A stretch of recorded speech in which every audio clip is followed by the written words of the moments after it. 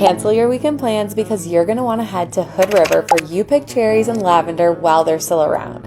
Now, we've got kind of a good news, bad news situation here. The bad news is that my favorite cherry orchard is now completely sold out, but I do have some alternatives. This season doesn't last long, and the good news is I've got your entire trip planned for you. This little getaway is so good that we've repeated this exact trip for the past 5 summers. I'm going to share the places we keep returning to and all my tips for along the way. All right, let's get into it. You're going to want to start your day with coffee and breakfast. River Days Cafe is a solid choice. Their English muffin breakfast sandwiches are amazing. Now here's where I'd usually tell you to head straight to Hood River You Pick Organics, but since they already sold out of cherries, I'm going to tell you the alternatives. I did some digging for you and found that Draper Girls, Mount View Orchards, and Kiyokawa Family Orchards all have cherries currently available. You may also be able to find You Pick peaches and blueberries right now. There's just something about picking fruit yourself that makes it taste even sweeter. Now it's time to head to your next stop, which is Hood River Lavender Farm. It's free to wander, and they have all sorts of lavender products you can purchase.